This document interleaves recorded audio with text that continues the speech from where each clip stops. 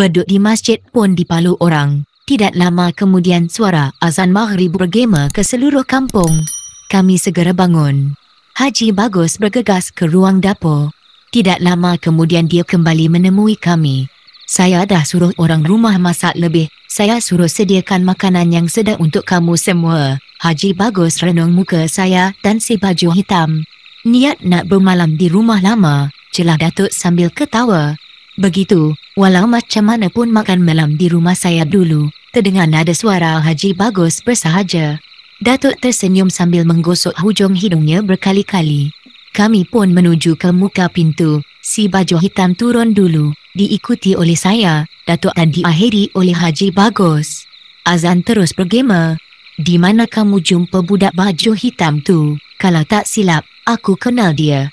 Budak tu dah lama gaib dari sini. Katanya menuntut ilmu batin dengan Munah Supandi. Pemacam ikhtiar dibuat oleh ibu bapanya. Dia tidak juga mahu balik. Tiba-tiba dia mengikut kamu pula mat dia. Suara bisikan Haji Bagus ke telinga Datuk dapat saya dengar agak jelas.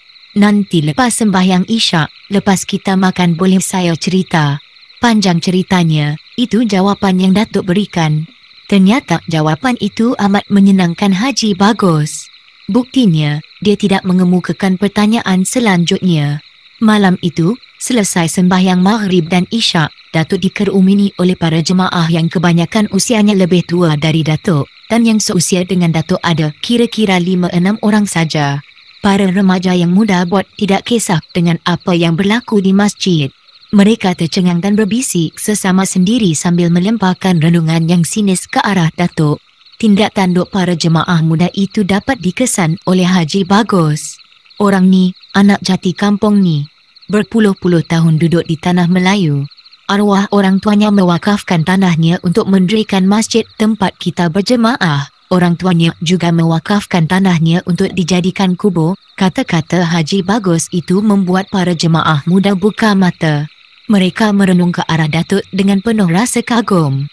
Rumah besar sebelah masjid yang selalu kita gunakan untuk majlis nikah kahwin, berkhatan dan macam-macam lagi majlis. Secara mendadak saja seorang tua turut bersuara dari arah kanan saya. Semua biji mata tertumpu ke arah lelaki tua itu. Dia beranak di situ, rumah dan pinggan mangkuk yang kita gunakan bila kenduri kendara milik orang tuanya yang diwakafkan untuk kita semua. Dia balik ke kampung macam berdagang di rantau orang, ada tanah. Ada rumah tapi bukan haknya, sambung orang itu penuh semangat. Datuk hanya gelengkan kepala. Saya balik ke sini kerana saya rindukan pada kampung laman, rindu pada saudara mara, terutama golongan tua yang ada pertalian darah dengan saya. Secara mengejut, Datuk bersuara. Semua yang ada dalam masjid anggukkan kepala. Budak yang pakai baju hitam, seluar hitam, ada hubungan apa dengan awak? Tanya seorang anak muda dalam lingkungan usia 30-an. Berbudi bahasa sedikit, hormatilah orang tua. Serga Haji kepada anak muda itu, dia cucu saya. Tak suka saya tengok dia biadab begitu dengan orang tua. Tambah Haji Bagus, bila dia melihat Datuk terpampan dengan tindak tanduknya. Penjelasan yang diluahkan oleh Haji Bagus membuat Datuk menarik nafas panjang. Membayangkan kelegaan yang amat sangat.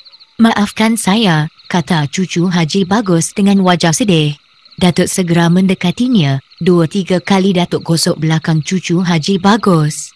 Aku maafkan kamu, bisik Datuk ke telinganya. Orang muda jangan cepat naik darah. Kalau cepat naik darah, nanti ramai musuh dari sahabat, tambah Datuk. Anak muda mulut celupa terus anggukkan kepala. Terima kasih kerana nasihat yang berguna, kata anak muda itu sambil merenung lantai masjid. Para jemaah mula bercakap sesama sendiri. Mereka memuji anak muda mulut celupa yang mahu mengakui kesilapan sendiri. Untuk pengetahuan jemaah semua, budak ini, Datuk menuding jari telunjuk ke arah si baju hitam. Dia tiada pertalian darah dengan saya tapi dia adalah sahabat seagama dengan saya. Cerita bagaimana saya berkenalan dengannya, rasanya tidak elok saya ceritakan di sini. Walau apapun, dia adalah saudara Islam tuan-tuan semua, sambung Datuk dengan wajah yang tenang dan diakhiri dengan senyum. Semua wajah para jemaah berada dalam bola mata Datuk. Tak apalah, kalau begitu kita lupakan saja, terdengar suara seorang jemaah. Saya bersetuju, eloklah kita bersurai, sahut yang lain. Saya tak puas hati kalau tidak diterangkan dengan sebenar, tingkah yang lain pula. Saya lihat Datuk resah semacam. Sudah ada dua kumpulan yang berbeza pendapat di dalam masjid yang berpunca dari rasa tidak puas hati. Jika perkara ini dibiarkan tergantung, tanpa penyelesaian, pastikan akan menimbulkan hal yang tiada diingini. Mungkin ada yang menaruh prasangka yang buruk terhadap saya dan Datuk. Saya kira Datuk tidak akan membiarkan bengkak menjadi bisul. Ternyata ramalan saya tidak meleset. Datuk berbisik sesuatu pada si baju hitam. Selesai saja Datuk berbisik, si baju hitam melangkah ke depan. Berdiri di tengah-tengah jemaah. Saya lihat ada jemaah yang tercengang-cengang, malah ada yang merenung pintu masjid. Barangkali sebagai persiapan untuk lari sekiranya terjadi sesuatu yang tidak diingini. Si baju hitam bagaikan mengetahui apa yang berada dalam hati para jemaah. Dia pun menghiasi wajah seriusnya dengan senyum. Haji Bagus tetap berhati-hati dan melihat gerak-geri si baju hitam dengan penuh teliti sekali. Apa yang dikatakan oleh orang tu memang benar. Kami tidak ada pertalian darah keluarga. Tetapi kami mempunyai ikatan saudara se-Islam yang cukup kuat. Dengan tenang si baju hitam memulakan percakapan. Saya tahu apa yang ada dalam hati perut tuan-tuan semua. Tuan-tuan yang ada di sini kenal saya. Kalau tak kenal saya tapi kenal ibu bapa saya, saudara mara yang lain, sambung si baju hitam. Di bawah sinar lampu gasolin, dia menatap wajah para jemaah. Bagaikan minta simpati. Malah ada kawan-kawan yang sama-sama main gasing dengan saya di dalam masjid ni, buat tak kenal dengan saya. Sebabnya saya jahat, menuntut ilmu dengan bomoh wanita. Kerana malu, ibu bapa saya tinggalkan kampung ini. Si baju hitam tidak meneruskan ucapannya. Wajahnya nampak sedih sekali. Dia tundukkan muka renung lantai masjid. Dia menarik nafas dalam-dalam. Kemudian menelan air liur. Semua yang ada dalam masjid terdiam dan berpandangan sesama sendiri. Tahukah tuan-tuan, saya disuruh oleh Tok Bumah membunuh orang ini? Jari telunjuk si baju hitam menghala ke arah batang tubuh Datuk. Ada yang gelengkan kepala sambil mengucap panjang. Datuk tersenyum sambil anggukkan kepala membenarkan apa yang dikatakan oleh si baju hitam. Tetapi, ilmu yang ada pada diri saya belum cukup, dikalahkan dengan cara zahir dan batin. Saya terpaksa ikut dia dan berjanji untuk jadi orang baik-baik. Saya nak bertaubat. Kalau tuan-tuan semua sangsi dan masih renung serong dengan saya, susahlah saya. Dengan perkataan lain, tuan-tuan mahu selama-lamanya saya berkawan dengan iblis. Di manakah letak dan rasa tanggungjawab seorang Islam jika tidak sanggup memberi maaf dan bimbingan kepada orang Islam yang sesat untuk kembali ke jalan Allah? Nada suara si baju hitam agak tinggi. Dia merenung ke arah Datuk. Orang ini memberitahu saya. Lagi sekali jari telunjuk si baju hitam menuding ke arah Datuk. Katanya, Allah amat sayang kepada orang yang sedar dan mahu mengaku kesilapan sendiri. Ajaran Islam tidak menolak pengikutnya yang mahu memilih jalan yang baik, sambung si baju hitam. Saya lihat dia tersedu. Datuk menepuk bahu kirinya meminta dia bertenang. Sabar, kalau mereka tidak mahu menerima kamu, ada kampung lain yang mahu menerima kamu. Bukankah Islam itu berada di mana-mana? Anggaplah ini cubaan pertama kamu. Anak telinga saya masih dapat mendengar suara Datuk berbisik dengan si baju hitam. Dengan segera, si baju hitam panggungkan kepala. Dia senyum ke arah para jemaah. Dia bagaikan mendapat kekuatan baru.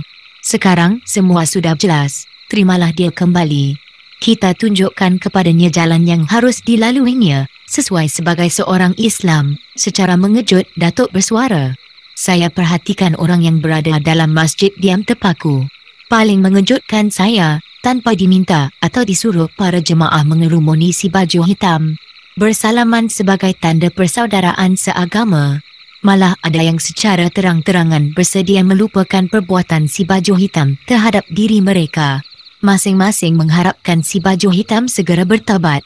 Syukurlah, kamu sudah sedar. Seorang tua dalam lingkungan 70-an memeluk si baju hitam. Dulu aku nasihatkan kamu, kamu marahkan aku. Kamu ajak aku berlawan. Sekarang kamu sendiri dapat buat kesimpulan sama ada nasihat aku dulu betul atau silap. Sambung lelaki tua itu lalu melepaskan sepasang tangan yang memeluk si baju hitam. Akhirnya, Semua para jemaah meninggalkan masjid. Tanpa diduga, beberapa orang jemaah yang ada pertalian darah keluarga dengan Haji Bagus dan Datuk turut mengiringi kami pulang ke rumah Haji Bagus. Saya tidak tahu kenapa mereka berbuat demikian, mungkin di luar pengetahuan saya, Haji Bagus memang ada menjemput mereka. Walau apapun, kedatangan sebilangan kecil para jemaah itu memaksa isteri Haji Bagus menyediakan makan malam lebih daripada yang dihadkan. Sesungguhnya, malam itu keadaan rumah Haji Bagus bagaikan kenduri kesyukuran. Haji Bagus terpaksa bertungkus lumus membantu isterinya membawa dan menyusun hidangan. Melihat kepada keadaan hidangan yang disusun, saya kira isteri Haji Bagus bagaikan tahu yang suaminya akan mengundang tetamu. Bila hidang sudah lengkap tersedia, Haji Bagus meminta Datuk membaca doa selamat. Permintaan itu segera dipatuhi oleh Datuk. "Silakan, kita makan apa yang ada sikit sama sikit," kata Haji Bagus sebaik saja Datuk selesai membaca doa. Langkah kanan kita melemi, hajat hati nak bertanya keadaan saudara mara kita di Perak, tiba-tiba dapat nasib pula. Salah seorang tetamu bersuara, matanya melirik tajam ke arah hidangan yang tersedia.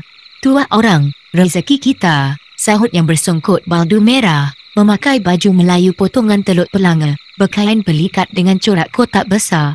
"Musuh jangan dicari, rezeki jangan ditolak, makanlah apa yang ada," ulang Haji Bagus lagi. Jemaah yang hadir segera menjamah nasi. Selesai makan, badan terasa segar, mata bertambah terang. Borak pun makin panjang. Hampir jam 11 lebih para tetamu yang tidak diundang itu angkat punggung dari rumah Haji Bagus. Pulang ke rumah masing-masing. Bila malam kian larut membuat badan terasa dingin. Tetapi, Haji Bagus masih bercerita lagi dengan Datuk. Peliknya, Datuk tetap melayaninya, walaupun dia tahu saya dan si baju hitam mula resah semacam. "Bagaimana kalau kami tidur di rumah lama?" Datuk bersuara.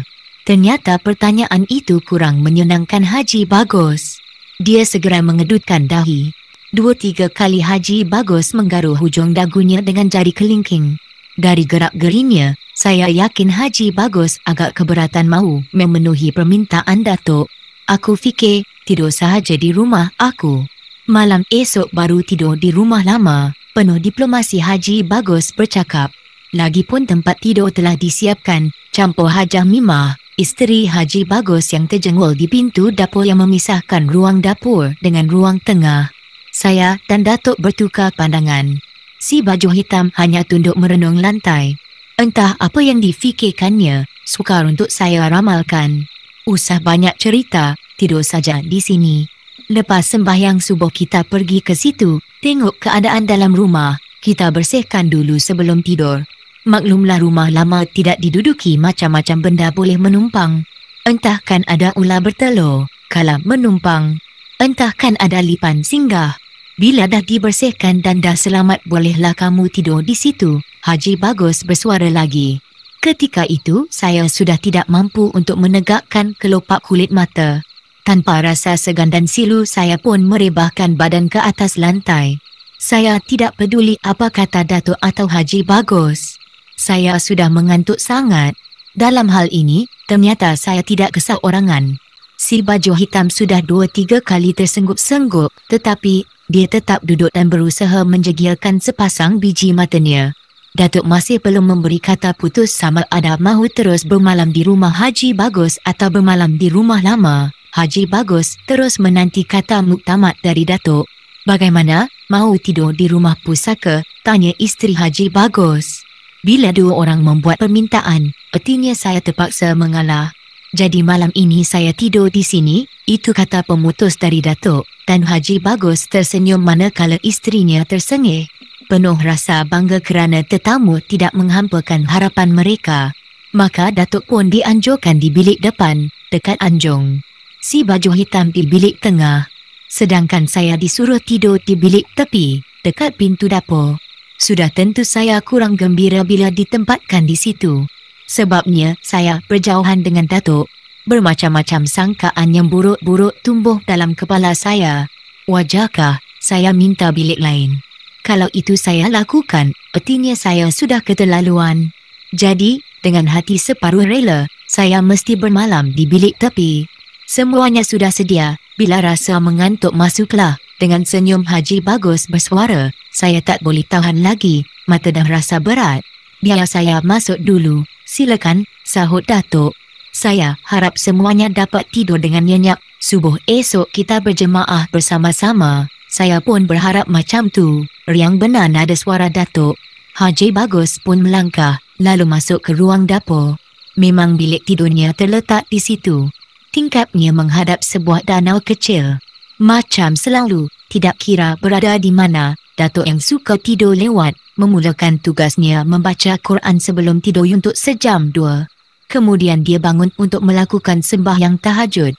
Tidur kembali dan bangun menjelang subuh untuk membaca Quran dan sembahyang subuh. Bagaimana caranya untuk menyatakan kepada Datuk yang saya tidak mahu tidur dalam bilik tepi? Sementara itu, saya lihat si baju hitam keluar masuk bilik. Dia nampak resah dan cemas semacam. Macam ada sesuatu yang dibimbangkannya.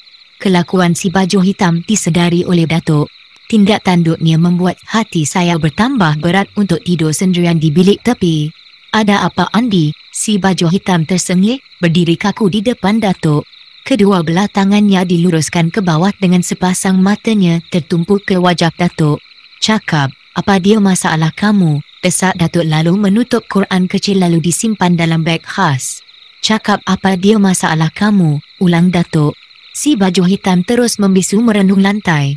Cara yang diperlihatkan oleh si baju hitam itu sudah pasti tidak disenangi oleh Datuk. Saya terus didekap keresahan. Kenapa diam? Cakap terus terang dengan aku sebelum darah aku naik. Datuk mula mengetak. Matanya mula nampak merah. Wajah Datuk juga nampak serius. Ada cicak hitam besar dalam bilik saya. Suara si baju hitam bagaikan berbisik. Saya segera menggigit bibir. Secara mendadak saja bulu tengkuk saya mula meremang. Pelik, mana ada cicak hitam? Datuk bagaikan merungut. Besar mana? Tanya saya. Sebesar kucing hitam. Apa kamu buat dengannya? Soal Datuk. Saya tak buat apa-apa. Dia duduk dekat pelita minyak tanah. Bila saya cuba dekat, cicak itu menjulurkan lidahnya ke arah saya. Lanjut si baju hitam. Wajahnya nampak cemas sekali. Saya pun melihat jam dinding yang tergantung. Sudah pukul 1 pagi. Syaitan, keluh Datuk sambil menggenggam penumbuk. Serentak dengan itu, terdengar lolongan anjing sayup-sayup. Suasana malam yang sepi memudahkan anak telinga saya menangkap bunyi desiran angin malam yang menyentuh dedaun pokok di luar rumah. Saya juga mendengar bunyi telapak kaki orang berlari di bawah rumah. Mahu rasanya saya beritahu Datuk tetapi bukan masanya. Dan saya kira Datuk juga mengetahui keadaan di luar rumah. Tak apa biar aku tengok. Datuk pun segera bangun. Cara Datuk agak luar biasa. Mula-mula dia luruskan sepasang kakinya. Kemudian kaki kanannya didirikan. Dia meletakkan telapak tangan kiri ke atas tempurung kepala lutut kanan. Datuk pejamkan mata seperti orang bertafakur selama beberapa minit. Bila matanya dibuka semula, Datuk terus berselawat sebanyak 3 kali berturut-turut. Selesai selawat, Datuk tarik nafas dalam-dalam 3 kali berturut-turut. Matanya merenung ke arah dinding tanpa berkedip. Dengan sekelip mata, Datuk terus bangun berdiri bagaikan penerka. Mari kita tengok. Suara Datuk meninggi, lalu dia menyuruh si baju hitam berjalan dulu. Baru 5 langkah berjalan, Haji Bagus muncul dengan lampu suluh di tangan. Apa halnya Abang Haji? Datuk bertanya. Saya terdengar bunyi orang perempuan menangis. Haji Bagus renung muka Datuk sejenak. Sudah tentu, apa yang Haji Bagus ungkapkan itu membuat kami bertiga terkejut dan tercengang. Pelik, tak ada orang perempuan bersama kami. Macam mana pula Abang Haji boleh dengar suara orang perempuan? Kata Datuk. Saya juga fikir macam tu. Pelik dari mana datangnya suara orang perempuan tu? Haji Bagus mula resah. Dengan lampu suluh dia menyuluh ke setiap ruang rumah. Andi Kamarul jumpa cicak hitam besar dalam biliknya. Agaknya suara cicak tu macam suara orang perempuan, beritahu Datuk. Pelik, Haji Bagus gelengkan kepala. Ini yang membuat saya pening kepala Abang Haji. Usah bimbang, kalau begitu mari kita tengok. Jom, balas Datuk. Kami pun melangkah menuju ke bilik Andi Kamarul. Kerana tidak mahu menjadi orang terakhir, saya segera menyelit antara Datuk dengan Haji Bagus. Si baju hitam terpaksa berada di belakang. Dengan terketa-keta Haji Bagus menolak daun pintu yang tertutup. Sebab saja bilik terbuka, tidak ada apa yang dapat dilihat. Tadi pelita elok menyala, kenapa sekarang dah padam? Tutur si baju hitam. Agaknya cicak hitam yang padamkan, sahut saya. Kamu, banyak cakap pula, tak boleh diam, Datuk memarahi saya. Haji Bagus berdehem 2-3 kali. Tanpa banyak cakap, cahaya dari lampu picit bergerak dari sudut ke sudut bilik. Aduh, jerit Haji Bagus.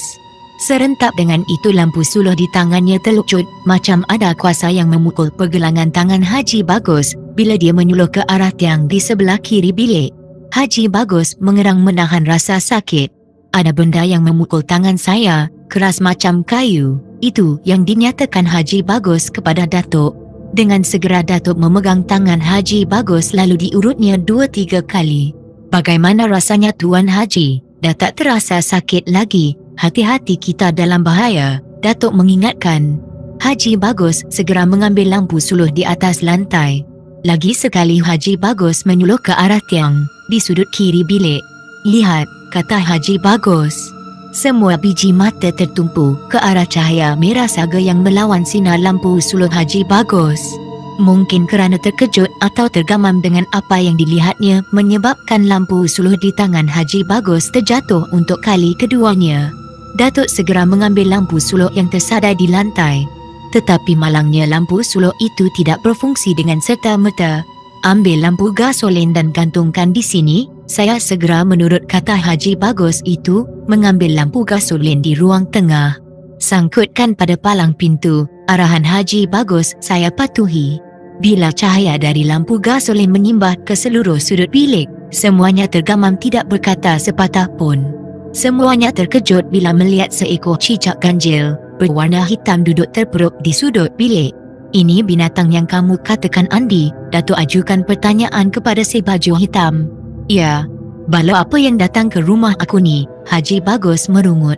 Sabar Tuan Haji, dengan izin Allah yang jahat tetap hancur, yang baik tidak binasa, balas Datuk.